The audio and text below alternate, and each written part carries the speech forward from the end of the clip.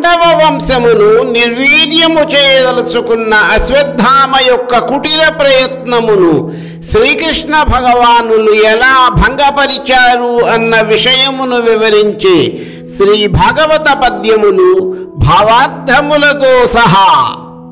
కురుక్షేత్ర సంగ్రామము ముగిసి కౌరవులందరూ మరణించి కురు సార్వభౌముడైన దుర్యోధనుడు భీమునిచే తొడలు విరగగొట్టబడి మరణించుటకు సిద్ధముగా ఉన్న సమయములో ద్రోణపుత్రుడైన అశ్వత్థామ ఉప పాండవులు నిద్రిస్తున్న శిబిరములోనికి చొరబడి వారి కుత్తుకలు కోసి హతమార్చడమే కాక పాండవ వంశమును నిర్వీర్యము చేశారని దుర్యోధనునకు తెలపడము.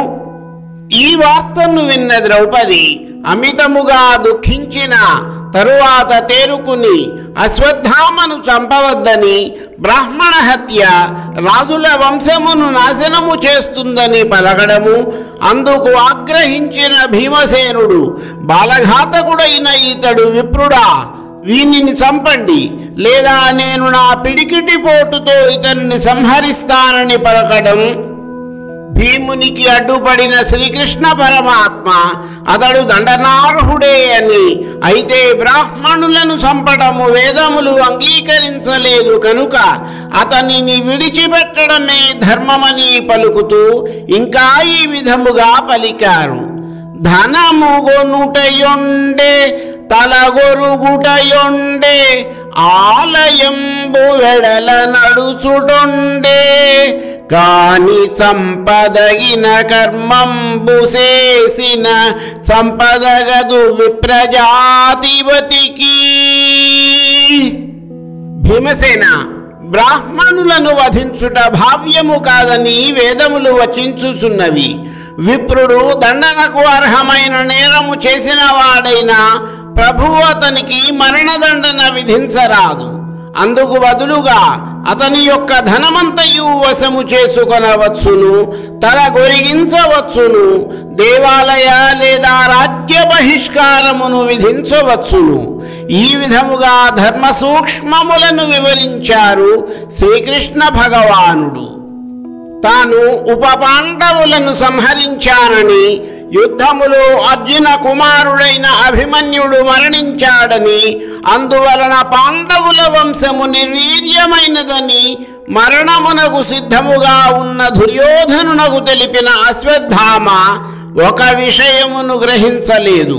అభిమన్యుడు మరణించేటప్పటికీ అతని ధర్మపత్ని అయిన ఉత్తర గర్భవతిగా ఉన్నది.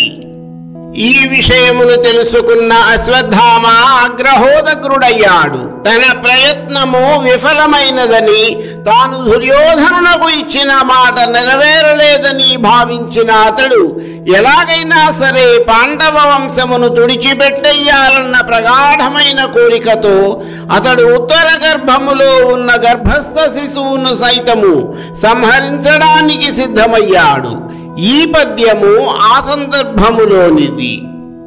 సకల ప్రాణి హృదాంతరాళముల భాస్వజ్యోతి అయి ఉండు సూక్ష్మ కళుండచ్యుతుడయ్యడిన్ విరట జాగర్భంబు తా చక్రహస్తుడై వైష్ణవ మాయగప్పి కురు సంతానార్థియై అడ్డమై ప్రకట స్ఫూర్తినంచే ద్రోణతనయ బ్రహ్మాస్త్రమున్ లీలతో. అతడు వెంటనే అపాండవమగుగాక అని బ్రహ్మశిరాస్త్రమును ప్రయోగించాడు.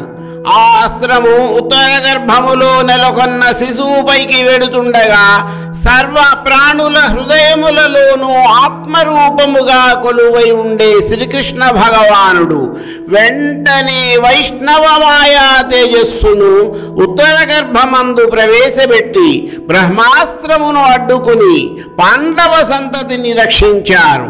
మరికొన్ని పద్యములు, వాటి భావార్థములు నా తదుపరి వీడియోలో.